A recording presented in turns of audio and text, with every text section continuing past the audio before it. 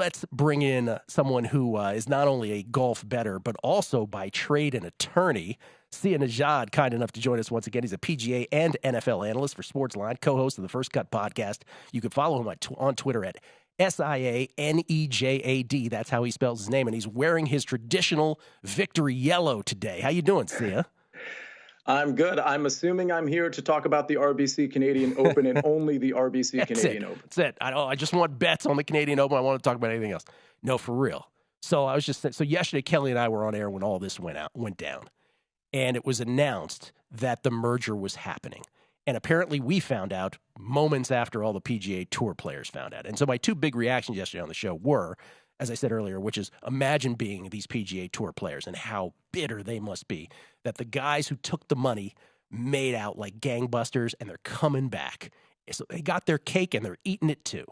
And then the other part was, I also mentioned, but in the end, just from beyond that, LIV really did impact the PGA Tour. They proved a point. They weren't paying these golfers enough on the PGA Tour. They could do some tweaks. They could stand to do some tweaks to their whole structure.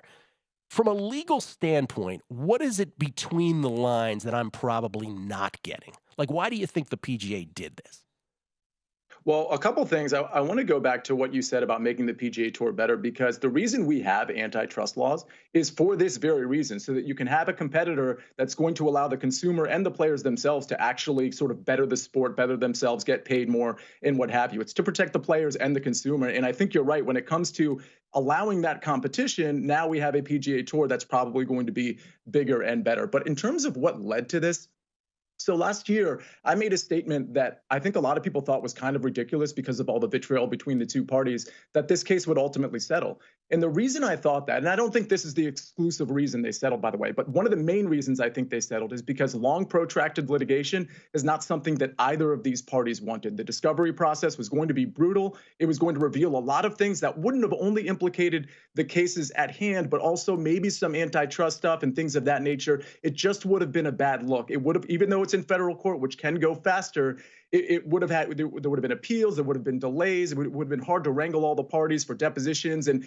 objections to discovery and all those things. This thing would have lasted a long time. And being that neither party would have known the actual outcome, so you don't really have the guarantee of, hey, we're going to win, we just have to go through this protracted legal battle and pay millions and millions of dollars in legal fees. You take all of that with all of the other associated stuff. I think the litigation into this had a very big part to do with the settlement in terms of why the settlement happened now. It's going to happen now as opposed to in the middle of the discovery phase, for example. I think you're right. And probably that, the calculus was, they can pay these legal fees, meaning the LIV side, forever and ever and ever. This will never end. So, yeah. $600 billion. Yeah. Yeah. Yeah. I'm told, $600 billion here, $600 billion there. All of a sudden you got some real money at that point. All right. Well, I mean, is there anything else about this that you noted where you're just like, you're just mind blown by the whole thing? Obviously, Jay Monahan's about face. Did you see Rory's? And then we'll get to your bets on the Canadian Open here momentarily. But I just wanted to get to Rory. It almost feels like he is defending Monahan at this point. Rory, of all the guys, was the most vocal about, anti-LIV and defending the PGA Tour and defending those that decided to stay and defending the integrity of the history of golf and what it meant to stay on the PGA Tour. And yet he's getting shouted down by other golfers, right, in meetings with Monahan. Did that surprise you?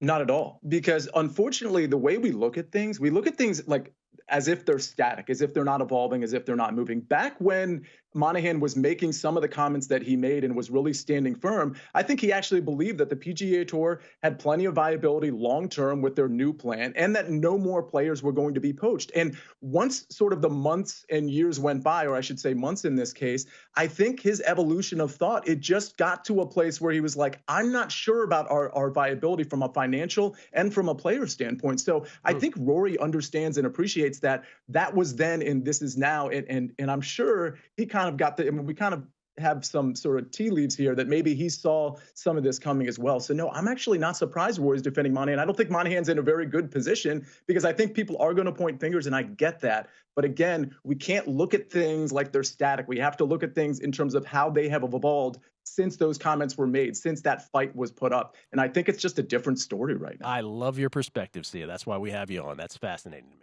Your reaction as someone who's the host of Long Shots with Kelley, Bydlon, and Wes Reynolds, the golf's podcast here, the greatest golf podcast there ever was and there is currently at VSiN.com/podcast, wherever podcasts are distributed. What was your reaction to the whole LIV news yesterday merging with the PGA Tour? Well, after I got past the thought that this was somebody getting pranked or whatever, then when I realized that it was real, we see something come from CNBC, like a sports thing. You're like, yeah, this isn't real, and of course it did turn out to be real.